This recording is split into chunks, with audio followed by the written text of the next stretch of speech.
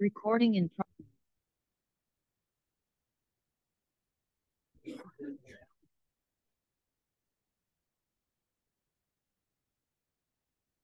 Good morning, everybody, and welcome to the Regional and Corporate Services Committee open agenda. I'd first like to start this meeting by recognizing the homeland of the 30 First Nation communities of this area we call the Fraser Valley Regional District, where we live, work, and learn. Let's acknowledge that important decisions that we make at the local government level can affect First Nation communities and Indigenous peoples and organizations in many different ways, both today and in the future. So as part of our collective responsibility, I commit that we continually examine the work we do to ensure that our project plans, initiatives, and discussions are guided by the principles of inclusion, collaboration, and reconciliation. And with that in mind, I'll call the meeting to order. The first item, Ms. Kinnaman. Looking for approval of the agenda and late items. So moved, Mr. Chairman. It's moved by Director Facio, second by Director Adamo. Any discussion, changes to the agenda? Seeing none, all in favor? Opposed, if any, the item carries. Next item. 4.1 is the draft Regional and Corporate Services Committee meeting minutes of April 13th, 2023. Thank you. It's moved by Director Smith, seconded by Director Pranger. Discussion? Hearing none, all in favor? Opposed, if any, the item carries. Next item. 5.1 is the Fraser Valley Regional District 2022 to 2026 Financial Plan Amendment Bylaw number 1699. Thank you. Mover and a seconder on this. Moved by Director Horn, seconded by Director Dixon. Discussion? Seeing none, all in favor? Opposed, if any, the item carries. 5.2 is the Fraser Valley Regional District Security Issuing Bylaw number 1700. Thank you. It's moved by Director Popo, seconded by Director Johnson. Discussion? Seeing none, all in favor? Opposed, if any, the item. Oh, sorry. Director Smith, was that a question? Yes. Sure. Could you just put your microphone on? That would help, wouldn't it? Thanks. Yeah, so the district amalgamation, we're still moving forward on this. Is that correct? Ms. Kinnaman? I think we will defer to our CFO who has information on this item. Thank you. Thank you for the question. Good morning through the chair. Yes, we did receive a request through the Director of Finance from the District of Hope to proceed with a borrowing issuing bylaw. There's quite a long process to initiate that through the Municipal Finance Authority, so long lead time. So they're making sure that we have captured it in an adequate amount of time. Okay, thank you. That's all. Okay. Thank you, Director Smith. Any other questions on this item? Don't see any. Call the question. All in favor? Opposed, if any, item carries. Next item. Next is 5.3, which is the Growing Communities Funds. Before we have Ms. Lonsborough give a bit of an overview, Chair Lum, I just wanted to make a note. There is a minor change in the staff recommendation for option 2 with respect to some staffing challenges over the next month. So rather than indicating June, we would want to replace that with July. Okay. So, and you're okay with July? Do you want to, I'm just thinking ahead. We do have a RACS in July. We may not have a RACS in August. So we're okay with July? Yes, okay. July is fine. Okay. So let's get do we want to do a presentation or do you want to try and get an option on the floor here first? Whatever you wish, Chair Lum. You know what? I'd like to hear the presentation. Let's hear the presentation first and then we'll discuss. Okay, good morning. Thank you for the time. So we've received, the FVRD was in receipt of $8.8 million from the province of BC through the Growing Communities Fund. So first in this presentation, I'd like to outline some of the key elements of the province of BC's key conditions for these dollars. Okay. So as part of this one-time grant, the GCF, as I'll refer to it this morning, will provide up to $1 billion throughout the province directly to local governments to support all BC communities with with a lot of these communities, with a focus on these communities that need to increase the pace and scale of housing supply. The funding provided through the GCF should be limited to one-off costs needed to build required infrastructure and amenities rather than funding ongoing or operational activities, which is quite normal in government funding. So funds are to be incremental to currently planned investments and should accelerate the delivery of planned capital projects. So some examples of eligible projects include public drinking water supply, treatment facilities, and water distribution, local portion of affordable, attainable housing developments, childcare facilities, wastewater conveyance and treatment facilities, stormwater management, natural hazard mitigation, and recreation-related amenities. So those are some of the highlights. The full listing of eligible projects is on page 49 of your agenda package.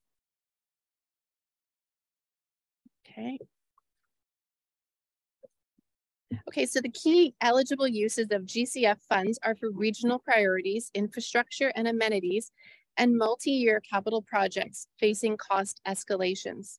So we note that in a regional district, the infrastructure and amenities, they often live in the electoral areas.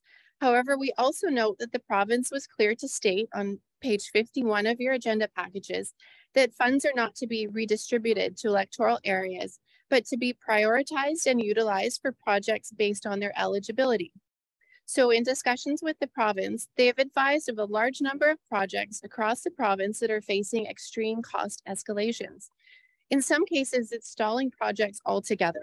So we believe this is the province's way of offering assistance to ensure the delivery of critical projects, while also ensuring continued investment in regional priorities, as well as those infrastructure and amenities required to increase the housing supply. Okay, so money doesn't come without conditions. Staff at the FERD are swiftly working to create processes and documentation to ensure all conditions are met. This includes allocation of funds by the end of the calendar year, annual reporting on the usage for full transparency, as well as requirements to spend the funds within 5 years. If funds are no longer required, a reallocation is certainly in order, and in such cases, staff would return to the board for direction. And it's to be expected that we'll come back. Within 5 years, things will definitely change.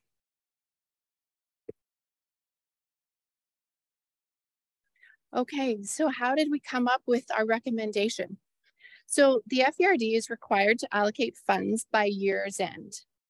There will be a continued opportunity for input as projects are initiated through the financial plan process. This isn't the only opportunity to have a look at the allocations. We intend to maximize funding and not leave money on the table. So if allocations are not required to the extent expected and within our document and proposal today, we will return to the board for direction on the reallocation.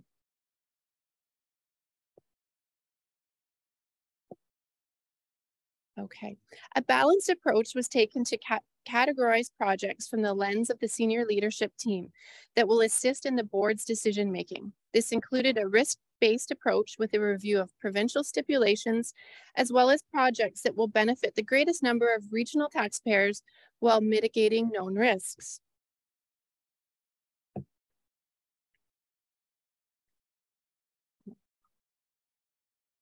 To address known risks and financial pressures, the table on this slide outlines the recommended priority sequence for funding projects through GCF. The first category addresses the FERD assets at risk that we have presented during the financial planning process. These projects have inadequate levels of savings for upcoming infrastructure needs. While we couldn't solve all of these risks with the GCF dollars, we have proposed 1 year's worth of contributions to those savings accounts for each of those assets at risk. The second category addresses additional FERD risks that have all been recently presented to the board. The third category, projects with funding shortfalls, represents 2 major capital projects that are underway and are facing cost escalations. While there are many projects that haven't been able to go forward due to lack of funding, these 2 projects are already underway. The North Cultus Sewer Project is going forward to the May board meeting and requires an additional $1 million from GCF in order to continue. The Hope Heat Exchange project addresses the single largest GHG emitter for the regional district and will come forward to the board this summer for a more wholesome project update. Knowing the environmental impact and the province's request to link projects to their initiatives such as Clean BC, this seemed a natural fit. The fourth category is focused on electoral area projects. Two main considerations in this category. Firstly, we considered the electoral area population, including First Nations populations, and derived a dollar value for each electoral area. So secondly, the second step, we applied those dollars to existing planned projects that were planned to be used by Community Works funds. While we're hopeful that the Community Works Fund program continues, we don't yet have that certainty. So we have proposed allocating GCF dollars to electoral areas based on population to expedite those GCF or those Community Works Funds pre-planned projects. So it accomplishes a couple of points. Firstly, it funds projects already on the books, and it frees CWF funds for other electoral area projects. And finally, the foundational projects are those that are often more challenging to fund. They're not the shiny and really exciting projects necessarily. They're largely regional based.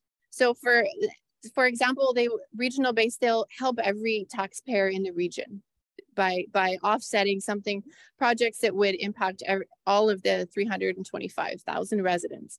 So they're largely regional based projects. So for example, in the regional parks capital improvements, which is in the report, there's a long list of regional parks capital improvements that get brought forward in the 5-year financial plan.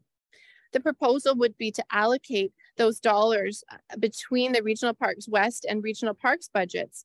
And so all projects within that category of foundational projects all benefit all FVRD residents. So there are two options before you today in the report. However, I note the slight edit that Jennifer referred to. Option 2 indicates it will come back in July rather than June. Thank you. So let's get something on the table and we'll have some discussion. Director Dickey. Thank you, Mr. Chair. I'd like to move staff's option 2 forward. Thank you. Thank you. Is there a second or second by Director Horn? Let's have some discussion. Director Dickey, go ahead. Thank you, Mr. Chair. So from the perspective of the electoral areas, this $1 billion fund that came to us from the province, I think at least some of the electoral area directors view that municipalities have already received funding from this model. And I think a lot of the electoral area directors feel that a large part of what has come to the regional district should be devoted to our communities. The electoral areas have not had an opportunity for an open and frank discussion regarding this subject, and we will have that this afternoon. So I think it would be preliminary at this point to adopt the model. We thank the staff for what they've laid out and established these priorities, but I think the electoral area directors would like to discuss this prior to us making a decision. Okay, Director Horn, go ahead. Well, Director Dickey's comments are answer a question I had about how much consultation. So that's part of the reason I was happy to second option 2. I guess some comments just as we plan for July. I have a question, first of all, about the fact that we may have staff here in July, but I wonder if we'll have a solid representation around the table from directors, because if we're going to be trying to have this fulsome discussion, that'll be important. So I'll support the motion as it's written with July, but I would suggest that we need to do a quick polling of who will actually be present at that time and who's been around the table enough to kind of understand that the stuff that is a priority. Looks like Ms. Kinnaman may have an answer to, so I'll pause, Mr. Chair. Do you have a thought around that? I wasn't sure if you had a comment. I just assume everybody's going to be here at the meeting. Yeah. So if you Well, that's good to hear. The only other thing I will say is in speaking with MLAs about how I think the provincial government hopes to see this money utilized, I think that they're hoping that out of it will come something that is not necessarily the unsexy stuff, for lack of a better word. That there's some definite things that are going to happen here that are particularly the risk management stuff. I appreciate the stuff in the first three lists here in particular. But they also really are, I think, looking for something where you're taking advantage of the lump sumness of this, the fact that there's a bolus of money, and there is something that's a bit of an opportunity to create a splash. So I would just ask, as we sit down in July, that we take a look at what we've looked at, what we might also need to consider in terms of master planning in the areas of parks and so forth. I noticed we have other items like that coming up the next little while. So I would really love to see this go into something where the average person in the region can say, well, that's a benefit that we might not have otherwise realized without that lump sum payment. Thank you. Thank you. Other discussion? Comments from board directors? Director Pranger? Just want to say thank you for the report, and it looks to me like a lot of thought has gone into the preparation of this report, where every region appears to have some of the projects that are necessary getting funding attached to it. I can support further discussion, but I do want to say I'm really I don't know every region really well, but it looks to me when I read this that there has a lot of thought been put into this report. Thank you. Director Facio? Thank you, Mr. Chairman. I fully agree with the recommendations and the other comments from the directors, but I also feel that Director Dickey has a very good point. So in July, would this be a standalone meeting, considering the importance of, or would it be part of the regular board meeting? Ms. Kinnaman, I think regular board. Through the chair to Director Facio. So just of course, following today's RACS and EASC meeting, this item and the recommendations from each committee will go to the board. So there'll be an opportunity on May the 18th to further discuss this as an entire table of 24. The intention would be to bring this back to the July RACS and EASC and the board cycle for July. But again, as Ms. Lonsborough pointed out, we have until December to make the allocations finalized. So if we're not able to get to yes in July, we can bring it back in September and in October and in November. I would just ask that we maybe get pretty close to yes by November, because staff would have to do some work in December to fulfill the reporting requirements. Fully agree. Thank you for your comments. Director Siemens?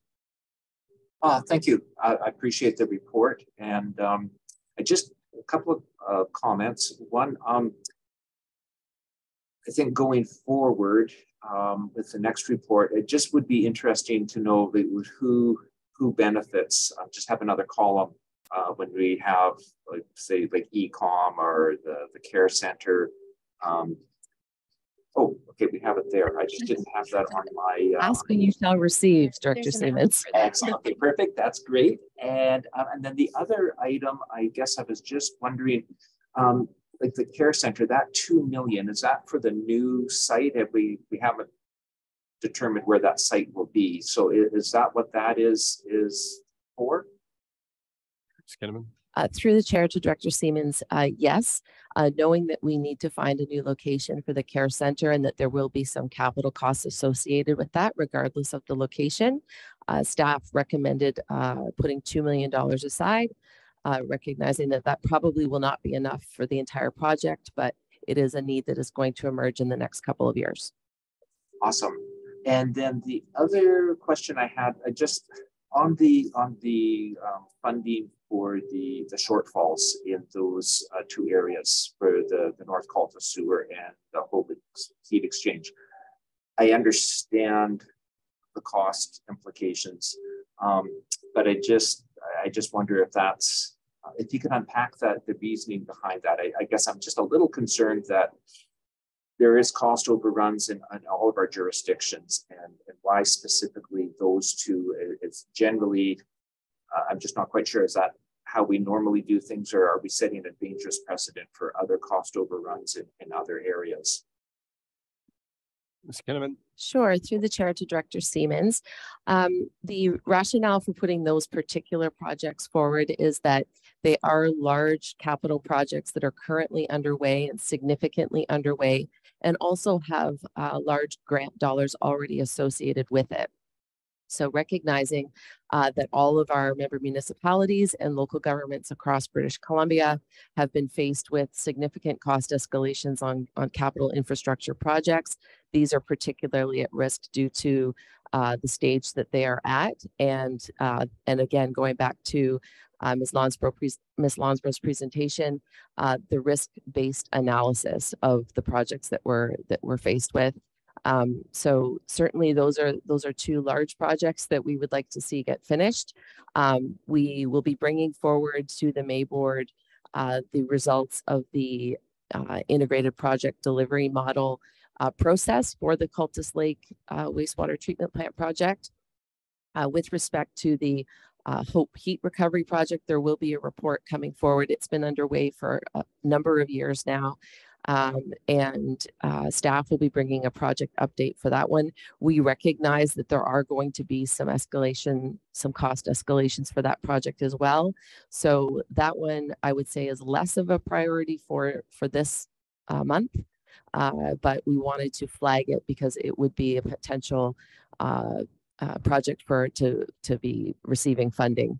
And again, as Ms. Lonsborough also pointed out, in the event that we don't need those funds, we're earmarking them, we're attaching them to specific projects as per the grant criteria. But in the event that we don't need those funds or we change direction, we can always reallocate those funds elsewhere. Okay, thank you. Sorry, Chair Lum, did you want to share? I know the first question that Director Siemens asked was with respect to quantifying the benefit that each jurisdiction was receiving under the report. And Sure. I know that Ms. Lonsborough had a backup slide available in case that question arose, which is on screen. And I recognize it may be a little bit difficult to read, but perhaps Ms. Lonsborough could walk us through it. Sure. Yeah, that'd be good. Ms. Lonsborough. Okay, thank you for the question, Director Siemens, through the chair. So I'm just going to go back one slide. So we had anticipated this question. I'll walk you through this, and I have a third slide that summarizes it. So really, we took the dollars for each of those 5 categories, and we indicated basically where the tax base is. So we put the total dollars that we allocated for each of these projects in a column for each municipality or electoral area. Really just to indicate the portion of the $8.8 million that is going to receive, that each jurisdiction will receive benefit to. So you'll see the first category, FVRD assets at risk. Those are all for electoral areas. The next one is the FVRD additional risks. You can see the totals along there, along the gray line, and then the projects with funding shortfalls. I'll skip over to the next page. This one is a little bit busier. So we have the electoral area projects. That's the category where we took planned community works funds projects and we reallocated dollars from GCF. So you see those are all in the electoral area categories. And then the foundational projects. As I mentioned in the presentation, the foundational projects, with the exception of Hope Air Park, they all benefit every electoral area and every municipality. So you'll see the total benefit in the bottom row.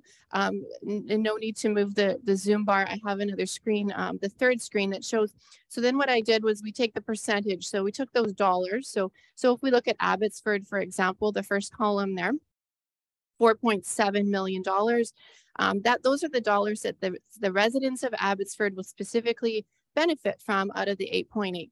So the next slide I have looks at the population, and then the population for each jurisdiction, the percentage of the population, and then taking those dollar amounts, the benefit out of that 8.8. So you'll see that translates for the Abbotsford example that I just talked about.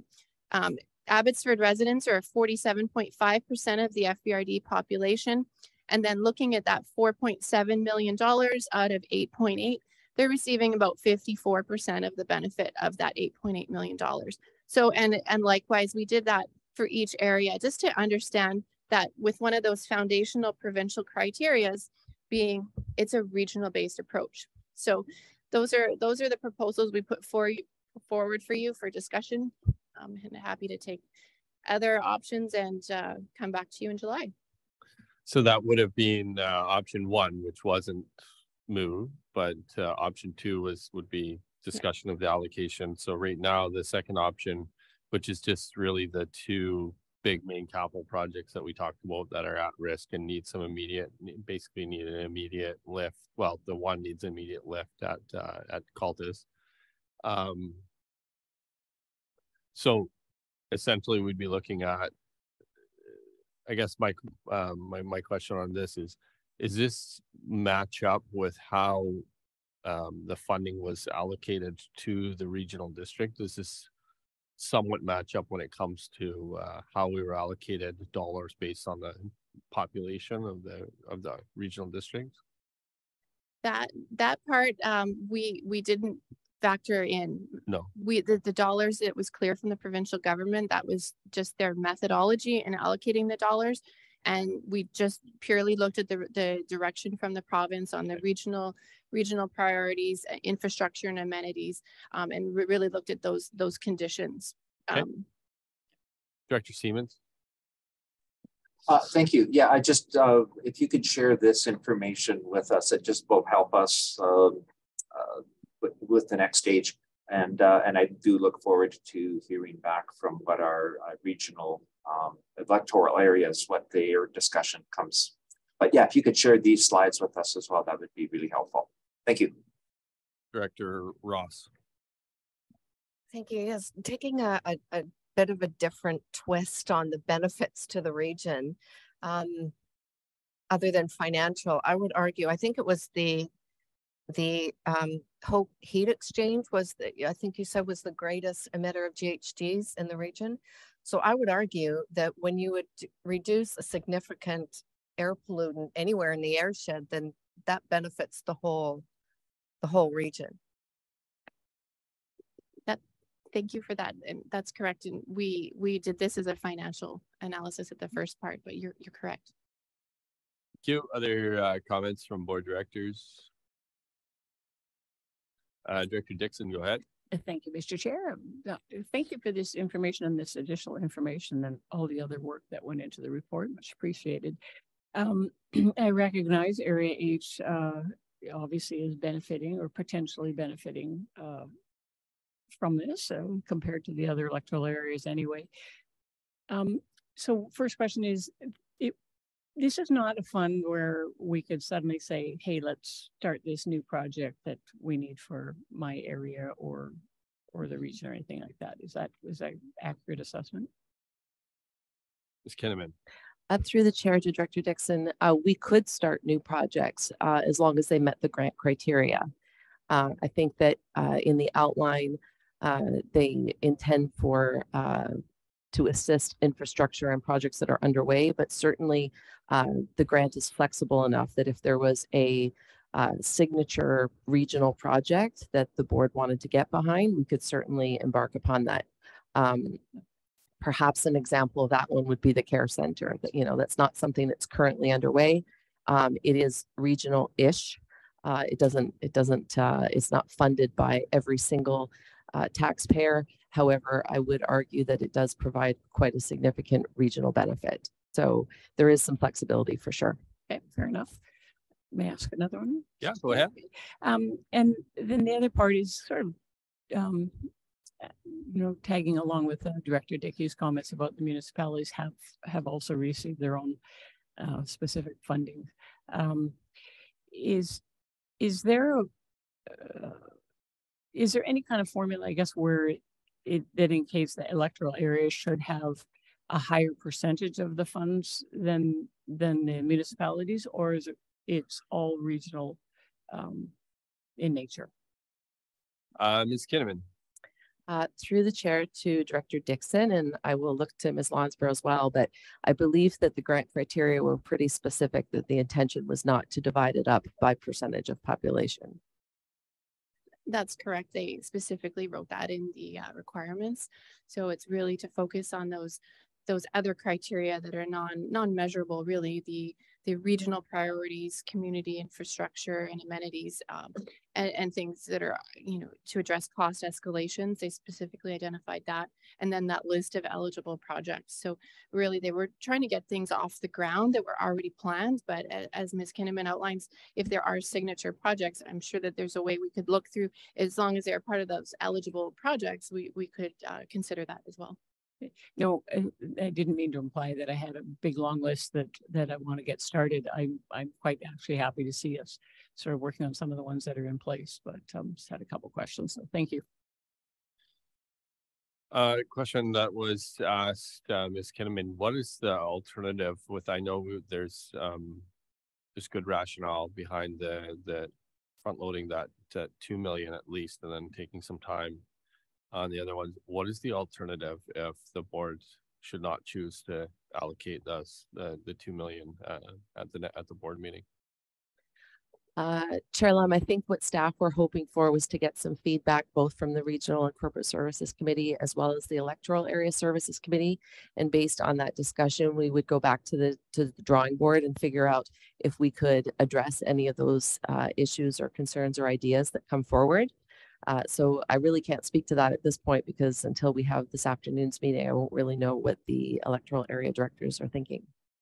No, I just mean, like, for projects that are at risk, the alternative is the local community is taxed for them. Oh, sorry, Chair Lam. Yes, that's correct. So for those projects that are contemplated within the motion that's on the floor, the alternatives would be not to go forward with the project or to tax the service area themselves. For it. Okay. Correct. Okay. Thank you. Director Johnson. Thank you, Chair. I also appreciate what the staff has done in preparing their recommendations and putting needs versus wants. To me, that's good governance. And I do have a few thoughts though on about the red flagged at risk in the regional district and the yellow flagged areas. And I'm not sure what the time frame is for those. Like in my mind, red means like it's urgent and needs attention now. So when I see 2 million going to the animal care center or facility, even though that may be needed, should it take priority over the needs of the residents of our regions, and that being water and sewer? So I will always put people over animals, and that's just kind of my thought and question that I have about how do we then, or when do we need to attend to the red flagged problems in our region? Thank you. Ms. Kinnaman, going back to the assets at risk. Yeah. Sure. Well, speaking specifically to the care center, not to get too far into the debate about that service, but it is a public safety service. And so it's not really about caring for the animals so much. Well, of course we do, but it is actually the caring for the residents through that program. In terms of that service, we advised at a previous meeting that we're looking at a 2 to 3 year timeline where we're going to need to find a new home. So I would say that that is rather imminent in this market and in this climate of trying to find a location and go through all of the steps to build a new facility. So knowing that we would have some money available for that project, I think is a red flag, and there is an urgency there. I'm not sure what specifically you meant by the red flag and the orange flag, and maybe my agenda doesn't have it, but Ms. Lonsborough, I think we were talking about a previous presentation, maybe.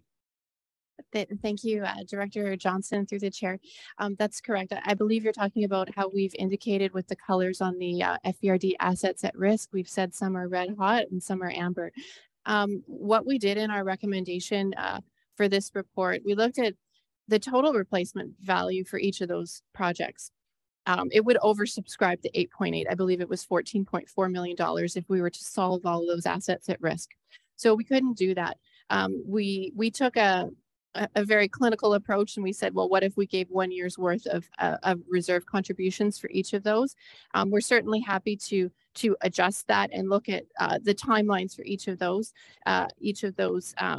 service areas and the imminent the urgency of those needs. We could have if that's what the electoral area directors wished, but what we put forward was 1 year's worth of contributions, as simple as that.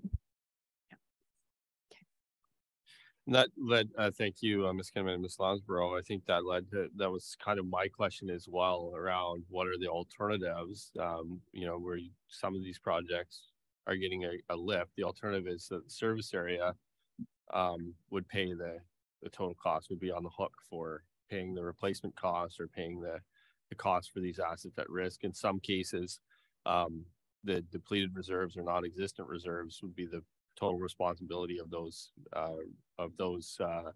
service areas, and I guess arguably wouldn't meet the same criteria as a regional benefit.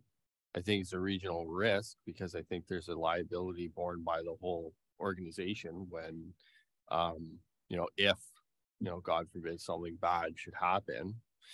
But the alternative is that these service areas would pay the brunt of these costs, and you'd see escalations to some of these small service areas that are just not palatable without government intervention. Now, I think the argument can be made that maybe this isn't necessarily the fund, and the province was maybe a little enthusiastic about thinking that 8.8 million would put a dent in a 14,000 square kilometer region with hundreds of different services and hundreds of different pieces of infrastructure that have been I guess challenged over the years. So this may not be the fund that helps solve all those problems, but if we can get it where like you said, there's some money socked away in reserve, or we're getting people to a better place, I think to me that seems like a pretty good start.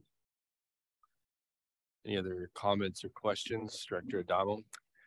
Thanks through the chair to staff. A quick question regarding, I don't want to get into specifics really for everyone, but with the heat recovery program and the $1 million allocation from our funding for that, is there, and following along with Director Dickey, our other partner, District of Hope, of course, received funds as well. Is that accounting for any of funds that they would also contribute to that, or is that $1 million completely covering the project cost? Ms. Kinnaman. I'll take a start at this one, and then maybe we'll have Ms. Barker speak to it. As I mentioned, this is a $1 million placeholder for that project. It would not cover the complete cost of the project because it is grant funded. That grant was received quite some time ago, and over that period of time, cost escalations have occurred. It is possible that once we bring that report to this board, the board may choose to go in a different direction, in which case we would recommend reallocating that $1 million, or possibly there are other options available, but maybe Ms. Barker wants to just give a quick summary of the project and what the funds would be used for. Ms. Barker. Thank you.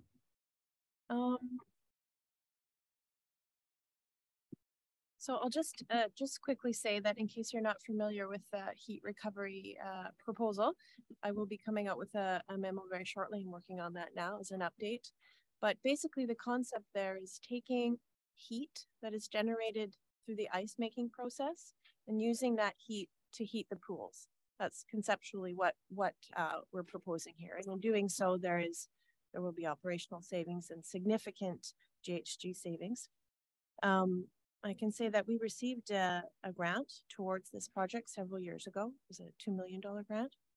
And then the service itself, Budget 709, which is contributed to by Area B and Hope, also have in their reserves set aside approximately $2 million to also go towards that project. So in that way, Hope and Area B are already putting forward money for that project together, if that answers your question. Okay, are there other lights on I'm missing here? Director Horn, go ahead. Sorry for the second time, Mr. Chair, but quickly, it follows on the question that was just asked. I wonder when we come back in July, if staff can advise on which of these projects might be eligible for other grants that are in the pipeline, like the Investing in Canada Infrastructure Program. And second to that, if we are fortunate enough to find other funding sources, I think it might be a good idea for us to have a bit of a plan B list. What happens next if it turns out you don't have an item, don't have to fund an item through this because we secure funding elsewhere, and not have to continuously come back to the board? I think that would give some confidence to the board that items that may not be in the list now are in the pipeline. Ms. Kinnaman. Through the chair to Director Horn, sometimes I think you're reading my mind. In terms of the Cultus Lake wastewater treatment plant, you will recall that we already received quite a sizable grant in that regard. So no, there are no other grant applications in. And in fact, next week you will be getting the contract to move forward with that project. And as you know, it's pretty time sensitive. With respect to the Hope Heat Recovery Exchange project, there is a grant application that is currently under review. So that would be part of the report that Ms. Barker would be bringing forward. We're hopeful that we hear about that soon, and then we would have to be able to free up that funding. But taking this very pragmatic approach to allocating the funds and wanting to bring forward all of the projects that we feel are at risk and that are high priority, we wanted to make sure that we tabled it in the beginning of the discussion. Thank you. Other comments for last time? Don't see any, so we'll call the question on option 2. All in favor? Opposed, if any? The item carries. Thank you. We'll look forward to a good discussion at board after what arises from ESC today. Next item. 6.1.1 is an information item. It's the air quality advisory update. Staff are happy to answer any questions. Thank you. Questions on this item? See any? Next item. 6.2.1 is the Fraser Valley Express critical fix to address capacity issues between Abbotsford and Burnaby. Thank you. Mover and a seconder on this. Moved by Director Ross, seconded by Director Pranger. Discussion. Go ahead, Director Pranger. What a nice problem to have. Yeah, well, one more big problem to fix before we get to fix this problem, but hopefully they get that sorted out here soon, and we can work on the second problem. But yes, it is good to see BC Transit stepping up and being able to try and find some solutions. No other comments? Call the question. All in favor? Oh, sorry, Director Dixon. I just had a question, and maybe nobody has the answer, but I found it intriguing to say that in both 2023 and 2022 to 2024, the provincial fiscal years, the province didn't fund any transit expansions in the province. Was there any information on sort of the why behind that? I just when I read it, just that single sentence, it to me didn't really make a lot of sense when we're trying to try and get cars off the road and reduce carbon emissions and things like that. So it jumped out at me. And it also jumped out at me, but Director Horn, the understanding is that the funding that was allocated for the 3-year transit improvement plans was suspended because the atmospheric river event impact on our highways. And so I think we had expected potentially that we would see that this year, but that isn't in the offing from what I understand. There is some capital money coming, but not, I think it's in the order of a little less than a quarter of what we actually were hoping for at transit. So we'll continue to work on that, but that's the rationale that's been offered. And Director Dixon, so I spent the day in Victoria yesterday talking about this very item and why there was such reticence on behalf of the province to fund BC Transit over and above their core operating, and there wasn't ready answers available. I hadn't heard that yet about the atmospheric river. So that's new news to me, but certainly that FEX doesn't travel up the Coquihalla, and it wasn't affected in the large extent where that highway was severely impacted. But Highway number 1 reopened to full capacity in whatever December after the event. So yeah, I certainly would hope that the province wouldn't use that as substantiation why they would stop funding the basically one of the most successful regional transit systems in the province of British Columbia. So we'll continue to press that issue, but we'll also continue to press the issue of funding local transit improvements that have been identified as part of the transit future planning process in all of our respective communities, because those are just as important, and they impact all of us and all of our citizens to a great extent. Director Horn. Sorry to go again a second time, but just in response to your comments, Chair Lum, I think that this table should recognize this as a vote of confidence for the approach that the FBX represents. And I think the fact that it's funded out of BC Transit surplus is A, evidence that they're all in, and B, that we're continuing to advocate at that table to the province. And I can tell you that Minister Fleming is clearly aware of what it represents as an example, and I think supports this in that it is an express bus, and genuinely they're trying to do more and more of this across the province. This and transit focused development are two of the, I think, the key areas that the province does want to lean into. And I think this board will have a role in advocating, and it may be that we need to act in the sooner term and be ready for Treasury Board and for the legislature to think about this next year, but really a commitment to getting back on track and even bolstering the funding that has been suspended for capital improvements over the last 3 years. But I think that the Ministry of Transportation and Infrastructure is invested in that. Of course, we have a new Minister of State that is in this very riding.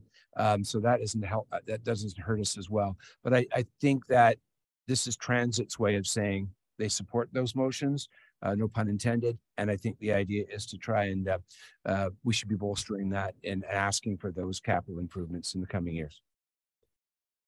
Thank you, Director Horn. No other comments? Call the question. All in favor? Opposed? If any item carries. Next item. 6.2.2 is the Regional Growth Strategy Greenhouse Gas Targets Update. Again, an information item, and staff are happy to discuss. Thank you. And this arose from a question from our last meeting, was it not, Ms. Kinnaman? Okay.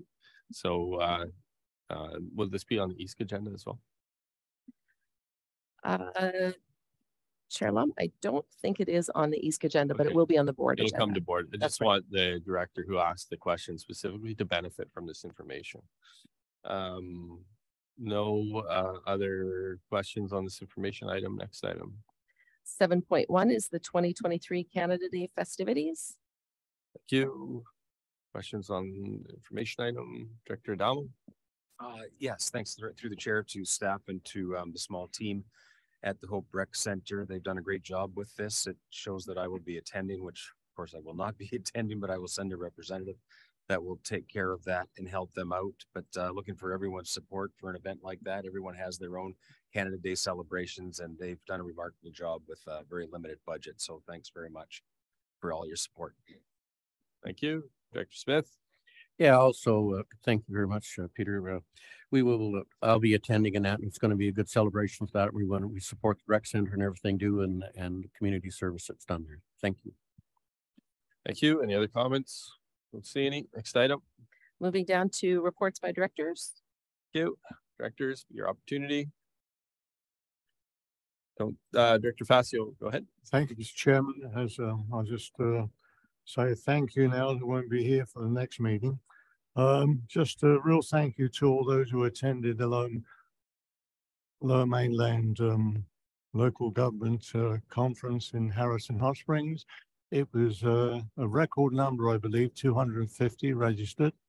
Well-run conference, some real good sessions that were had there, and it was real nice to meet up with a lot of folks that we don't get an opportunity to meet up with, because I always find this conference to be a little bit more where you can get down to speak to people rather than UBCM, where there's so many of us there.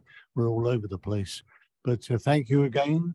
A great conference, and it's unfortunate that it's not always in Harrison Hot Springs, but there you are.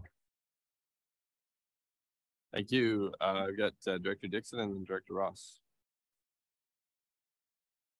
Dr. Dixon, Yeah, sorry. go ahead. Just really quickly, I wanted to let everybody know that the Lakeside Trail section from Sunnyside Campground to Entrance Bay is now open, and I'm just receiving so many really positive comments from the community and about the work that FERD has done. So many thanks to David Urban and Megan and the team.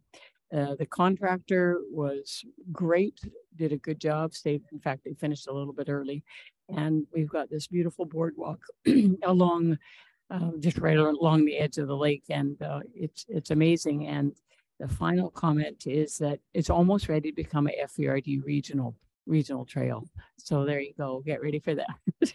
But it is amazing, and I'm just super thankful. Just get allocating that money today and East to it. Good. Director Ross. As I was gonna mention this at the board meeting, and I will again too, but since you brought it up, Director Facio, I just want to congratulate our Director Pranger for being elected to the board of the LMLGA. Well done, and thank you to all those who voted for her. Yes, the board is very excited to have someone with her intelligence and work ethic and experience on the board. Thank you. Director Adamo. Thanks very much. I'd just like to take this opportunity to introduce my alternate, Director Dean, who will be attending for me next week as I will be unavailable. So thanks everyone for welcoming him to the group, and we look forward to seeing you more soon. All soon. Thank you. Other board directors, Director Horn, go ahead. I'm certain that our municipality is not the only one that received a letter back after sending a letter to Minister Baines from CUPE, advising that, their position at this point, they didn't feel that a mediator was necessary, but that they were eager to get back to the table. And I'm sure we've all read the press as well. And I know that letters have gone out from this table as well as from many municipalities. And at this point, nothing is really happening. I believe today is day 50 of the strike. And I just wanted to indicate that in my community, I've been having conversations with many governed organizations such as the Society for Community Living in our community, the Chamber of Commerce, and I'm encouraging them to write similarly to the minister and to CC the Minister of Transportation and Infrastructure and their local municipal councils and MLAs. And just wanted to say that publicly and encourage folks to continue, because what I'm hearing right now is that both parties are willing to talk, but at the same time, both parties aren't willing to talk, and it's confusing. I just hope we'll get back to talking. Yep. Other board directors reports? Don't see any. Okay. Director Dean, now would be your opportunity for your 30-minute speech. Welcome speech. No, it's all good. Welcome and thanks for being here, and looking forward to seeing you next meeting. Ms. Kinnaman, next item. Item 11 is public question period for items relevant to the agenda. We don't have any members of the public joining us in the boardroom today, but perhaps we could turn things over to our corporate officer, Jamie Van Ness. Van Ness. Good morning. We do have one member of the public that's joining us by phone today, and they've indicated that they do have a question. And as they're joining us by phone, I think they need to hit *6 to unmute themselves. Okay. And this would be your opportunity to ask a question relevant to the agenda. And we don't have a name. No, we don't have a name. It's just a phone number. Hello, you're on with the Fraser Valley Regional District Regional Corporate Services Committee meeting, and got an opportunity to ask a question about an item relevant to the agenda. Go ahead. They unmuted? Doesn't appear so. Okay. Perhaps we'll just give them a couple of minutes. Sure. Well, maybe just give them a moment. Oh. There we go. Looks like maybe we're getting somewhere here. First time caller, long time listener. Oh, there you go. Oh, thank you very much, Phil. Thank you very much, Chair and members of the committee. Yeah, my name is Nathan Davidovich, and I sent you a letter the other day about the item on transit that you have discussed in your committee. And so I presume you received the letter, did you? Or? We have, yep, I have received your letter. Okay. I wanted to add, in addition to that letter that I sent, that the service hours per capita in the Fraser Valley is less than 1 hour per person, while in Victoria, BC, it's over 2 hours per person. So we need the extra operating funds. We don't need capital. I mean, we need capital funds too to buy new buses. And you should get the double-decker buses like Victoria has. And so this is what needs to be done. And otherwise, you know, the service is not going to be improved. And the other thing is that it's up to the regional district to take over the bus service, like they have in Nelson, in Powell River, and Nanaimo, and so forth. And that's the only way to get things going and to improve the service and to have accountability and proper transparency and proper service in the Fraser Valley. Thank you very much. Yep, thank you for your comments, and thank you for your email, Mr. Davidovich. Appreciate it. And I do read those emails. I do read your transit updates. So just let you know that I go through them with interest. So I appreciate your emails that you send. And I know I'm not the only one that reads them. So appreciate that, and have a good day. Thank you. Ms. Van Ness, any other questions? There's no other callers on the line. Okay, perfect. Next item. Looking for a resolution to close the meeting. Thank you. So moved, Mr. Chairman. Moved by Director Fascio, seconded by Director Popo. All in favor, opposed if any, item carries. Okay, and if you just give us a couple of minutes to set up the room. Perfect. See, 11:55 or 10:55. You're